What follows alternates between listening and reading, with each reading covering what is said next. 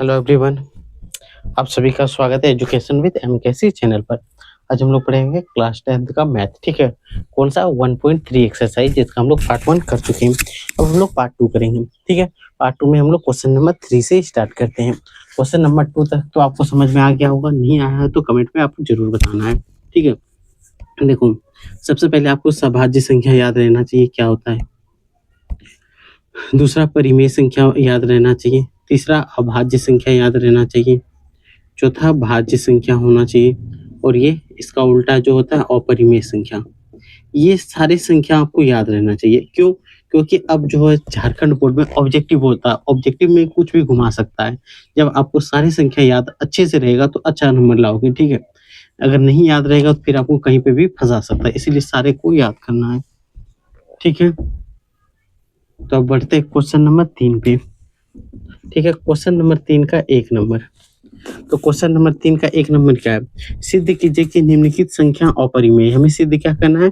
जो संख्या यहाँ दिया गया है वो अपरिमेय हो। तो पहला है 1/√2, 1/√2। इसे सिद्ध क्या करना है? अपरिमेय है। ठीक है, तो सिंपल हम लोग कौन सा रूल लगाएंगे? तो याद रखना विरोधाभासी का नियम। ठीक है, तो इसको सबसे पहले हम लोग लिखेंगे माना। ठीक है, क्या लिखेंगे? यहाँ पे एक बार हल लिख देते हैं। यहाँ से लिखेंगे माना 1/√2 एक परिमेय संख्या है। क्या है? परिमेय संख्या। इसको हम लोग क्या मान लेंगे कि परिमेय संख्या है। कोई भी संख्या परिमेय होता है तो हम क्या बोलते हैं? वो p/q के रूप में उसे लिख सकते हैं। परिमेय संख्या बराबर क्या होता है? परिमेय संख्या बराबर क्या होता है? वह संख्या जिसे हम लोग p/q के रूप में लिख सकते हैं, वही क्या बनता है? परिमेय संख्या। ठीक है, तो सिंपल हम लोग लिख सकते हैं। तो यहाँ से हम लोग क्या लिखेंगे कि 1/√2 बराबर p/q लिख सकते हैं। p/q जहां लिख सकते हैं, जहां p और q, pq एक सहअभाज्य संख्या है। सहअभाज्य संख्या है। कौन सा संख्या है? सहभाज्य संख्या। सहभाज्य संख्या का मतलब p और q का उभयनिष्ठ गुणनखंड सिर्फ 1 होगा। क्या होगा? 1 होगा।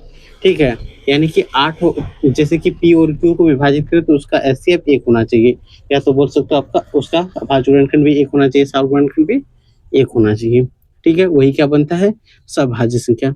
अब यहाँ पे क्या लिखेंगे? दोनों को वर्ग करने पर, वर्ग करने पर दोनों को वर्ग कर दो। तो जैसे ही वर्ग करेंगे 1/√2 का स्क्वायर हो जाएगा, इधर p/q का स्क्वायर। ठीक है, इसको वर्ग करो तो यहाँ से क्या होगा? 1/2 इसको करेंगे p²/q²। ये होगा, इससे इसको गुना करते हैं, इसको इससे गुना करते हैं, तो यहाँ से क्या आ जाएगा? इसको इससे, इससे को इससे गुना करेंगे तो यहाँ पे सिंपल क्या आएगा? q² बराबर 2p²। क्या लिखेंगे? q² बराबर 2p²। तो यहाँ से आपको क्या समझ में आया? यहाँ पे ये आ गया। अब हम लोग यहाँ पे लिख सकते हैं कि p² बराबर, इसको ये गुना में आ गया क्योंकि क्रॉस गुना करेंगे तो q से 1 को गुना करेंगे, q² इससे गुना करेंगे 2p²। ये आ गया। अब यहाँ पे लिख सकते हैं p² बराबर क्या होगा? q²/2, क्योंकि ये गुना है तो इधर आके भाग। तो यहाँ पे जो चीज आया, ठीक है, तो इससे हम लोग क्या समझते हैं? q² जो है 2 है, q² को विभाजित करते हैं, यानी लिख सकते हैं 2q² को विभाजित करता है, विभाजित करता है, विभाजित करता है, इसलिए परिमेय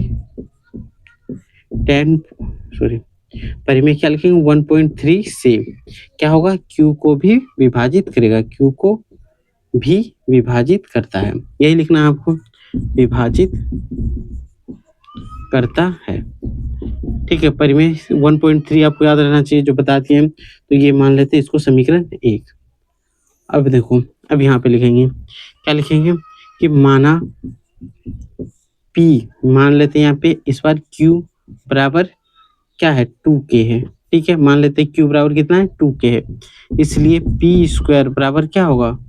यहाँ पे जैसे दिया हुआ है q²/2, ये दिया हुआ है, तो इसी को लिखेंगे p² बराबर, q² की जगह पे बिठा सकते हैं 2k, तो बिठा देना है 2k इसका स्क्वायर/2। सिंपल है, पी स्क्वायर बराबर 2 का वर्ग 4 के गुना के स्क्वायर बटे 2, 2 से घटाओ 2 बार में, यानी के स्क्वायर बराबर क्या होगा पी स्क्वायर बटे 2। सिंपल है, यही होगा।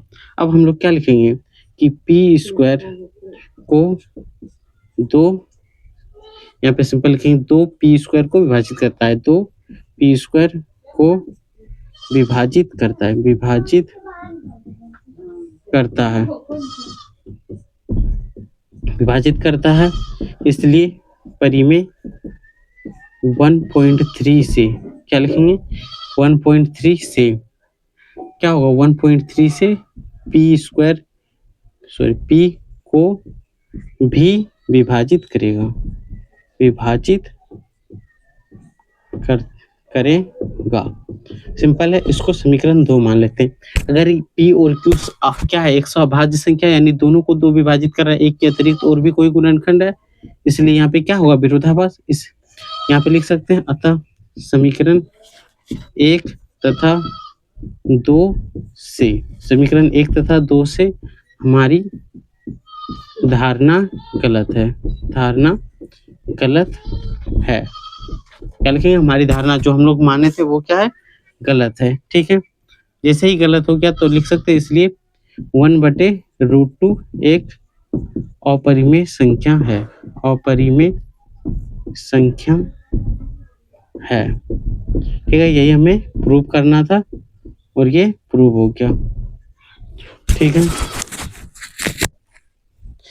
तुम क्या करना है यहाँ पे, ये पूरा कंप्लीट हो गया। अगर समझ में आया तो लाइक और सब्सक्राइब जरूर करना है और टेलीग्राम जरूर से ज्वाइन कर लेना है। ठीक है, टेलीग्राम का लिंक है एजुकेशन विद MKC।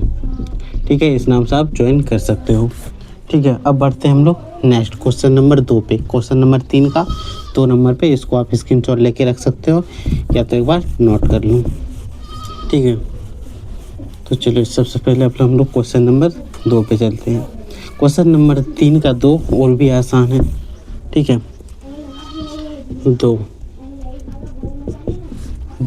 क्या है, तो देखो किताब एक बार आपको आपके पास किताब होना चाहिए, मिलाते रहना। 7√5 इसको सिद्ध करना है अपरिमेय है। क्या सिद्ध करना है, अपरिमेय संख्या है। ठीक है, सिंपल, कुछ नहीं करना है आपको, दिमाग लगाना कुछ नहीं है, सिर्फ यही प्रूव कर दो। सबसे पहला काम आपको क्या करना है कि माना, विरोधाभासी नियम से इसको मान लेंगे। ठीक है, सबसे पहला काम क्या होना चाहिए, मानना। हल यहाँ पे लिखेंगे माना 7√5 एक परिमेय संख्या है, परिमेय संख्या है। सिंपल है, आपको क्या मानना है 7√5 क्या होना चाहिए, एक परिमेय संख्या है। जैसे ही परिमेय संख्या हो गया तो हम लोग लिख सकते हैं 7√5 बराबर P/Q। क्या लिख सकते हैं, P/Q। कोई दिक्कत इसको लिखने से, जहाँ लिख सकते हैं P तथा Q, क्या लिख सकते हैं, एक पूर्णांक संख्या है, पूर्णांक संख्या या तो सभाज्य संख्या, पूर्णांक संख्या, जितने भी सभाज्य संख्या है सारा क्या है पूर्णांक संख्या है कि नहीं। तो यहाँ से लिख सकते हैं √5 बराबर P बटे क्या होगा Q, यहाँ गुना में है तो इधर आके भाग होगा 7Q, तो यहाँ पे लिख सकते हैं P बटे 7Q एक परिमेय संख्या है, परिमेय संख्या है, क्योंकि दोनों क्या है पूर्णांक संख्या है, तो इसलिए ये क्या होगा एक परिमेय संख्या होगा। यहाँ लिख सकते हैं ब्रैकेट में कि ये पूर्णांक संख्या है, इसलिए क्या होगा परिमेय संख्या है। और √5 एक अपरिमेय संख्या है। क्या है, अपरिमेय संख्या है। ये तो हमें पता है कि √5 एक अपरिमेय संख्या है।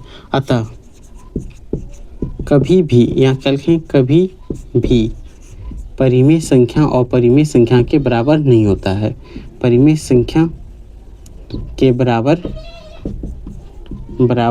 अपरिमेय संख्या नहीं होगा, अपरिमेय संख्या नहीं होगा, संख्या नहीं होता है या होता है। ठीक है, कभी भी बराबर नहीं होता। ये परिमेय अपरिमेय, ये परिमेय पहले ही सिद्ध हो चुका है।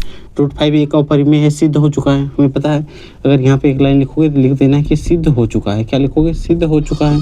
सिंपल है, ये तो सिद्ध हो चुका है कि √5 एक परिमेय और अपरिमेय बराबर नहीं हो सकता था। यहाँ पे लिखेंगे इसलिए हमारी विचारधारा गलत है, हमारी धारणा गलत है, गलत है। लिख देंगे क्या, 7√5 एक अपरिमेय संख्या ही है, अपरिमेय संख्या ही है, यह अपरिमेय संख्या है, ये भी लिख सकते हो। और यही हमें प्रूव करना था, ये प्रूव हो गया। समझ में आया? एकदम आसान विधि है कि इसी को याद रखना है। अगर कभी आ जाए एग्जाम में तो इसको लिख देना, और ये इंपॉर्टेंट भी है। झारखंड बोर्ड के जितने भी स्टूडेंट हो तो वो ध्यान से रखें कि ये सारा क्वेश्चन इंपॉर्टेंट है, ठीक है। बढ़ते क्वेश्चन नंबर 3 पे। 2 तो हो गया, क्वेश्चन नंबर 3 जो कि अंतिम है। अगर ये समझ में आ गया हो तो एक बार नोट कर सकते हो आप, अगर नोट नहीं किया हो तो पीछे जाके नोट कर सकते हो। साथ ही साथ आप टेलीग्राम ज्वाइन कर ले, कोई भी डाउट हो तो ज़रूर बताएं। टेलीग्राम पे आपको छोटा सा वीडियो बना के ज़रूर डाल देंगे आपके लिए, कि वहाँ से भी सारा डाउट क्लियर हो जाए, ठीक है। अब आते हैं 3 का 3 नंबर क्वेश्चन क्या है, 6 + √2, ठीक है। 6 + √2, तो यहाँ सिंपल हम लोग क्या लिखेंगे, हल यहाँ से शुरू करते हैं कि माना 6 + √2 क्या है, एक अपरिमेय संख्या है। क्या है? अपरिमेय, मान जब रहे तो मानेंगे क्या, इसका उल्टा परिमेय संख्या। क्या मानेंगे? परिमेय संख्या है। सिंपल है। जैसे परिमेय संख्या मान लिए तो 6 + √2 को p/q के रूप में लिख सकते हैं, जहाँ p तथा q पूर्णांक है, p तथा q पूर्णांक संख्या है। पूर्णांक लिखो या सभाज्य लिखो, पूर्णांक संख्या है, कुछ भी लिख सकते हो। सभाज्य भी लिखोगे तो कोई दिक्कत नहीं है, ठीक है। p तथा q एक पूर्णांक संख्या है, तो यहाँ से क्या लिख सकते हैं, √2 = p/q। ये प्लस है, इधर आके क्या होगा, माइनस। तो यहाँ क्या लिखेंगे, √2 बराबर, यहाँ पे भिन्न वाला घटा आपको आना चाहिए, यहाँ 1 दे देते हैं। इन दोनों का एलसीएम q होगा, p माइनस, इसको क्या लिख सकते हैं, 6q, यही होगा 6q होगा, यहाँ p/q, यहाँ 6q/q, 6q/q यही आएगा। तो हमें पता है कि लिखेंगे यहाँ p - 6q/q एक परिमेय संख्या है, परिमेय संख्या है, क्योंकि बटे में जिसे p/q के रूप में लिख सकते हैं, संख्या है। जबकि हमें पता है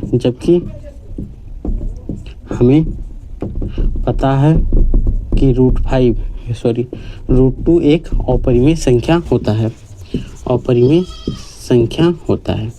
देखो सब में अलग अलग लैंग्वेज क्यों लिख रहे हैं, ठीक है, क्योंकि आप भी कंफर्ट बन जाए, आपको भी कंफर्ट लगे कि लैंग्वेज में हम लोग चेंज कर सकते हैं, कुछ भी लिख सकते हैं। जैसे जबकि हमें पता है, ये भी लिख सकते हो, सिद्ध हो चुका है वो भी लिख सकते हो। अपरिमेय संख्या क्या लिखें, एक अपरिमेय संख्या है। अतः परिमेय और अपरिमेय बराबर नहीं हो सकता, परिमेय बराबर अपरिमेय नहीं होगा, अपरिमेय नहीं हो सकता, ठीक है। यानी कि बराबर चिन्ह देके इसे काट दो तो होता है बराबर नहीं है, नहीं हो सकता है। तो यहाँ पे क्या लिखेंगे कि 6 + √2 एक अपरिमेय संख्या है। क्या है? एक अपरिमेय संख्या है, ठीक है। सिंपल आपको लिखना है क्या, 6 + √2 एक अपरिमेय संख्या है। और ये चैप्टर यहीं पे समाप्त हो जाता है। अब हम लोग बहुत जल्द 1.4 एक्सरसाइज शुरू करेंगे। तब तक आप लाइक और सब्सक्राइब जरूर करें, और कोई भी डाउट हो तो कमेंट बॉक्स में जरूर बताना। उसका छोटा सा वीडियो बना के आपके लिए टेलीग्राम पे जरूर शेयर करेंगे, ठीक है। वहाँ से आप क्लियर इस चीज़ को समझ सकते हो, और कोई भी सब्जेक्ट में डाउट हो तो आप आराम से आप पूछ सकते हो, ठीक है। बस इतना ही, हम लोग नेक्स्ट वीडियो में फिर मिलेंगे।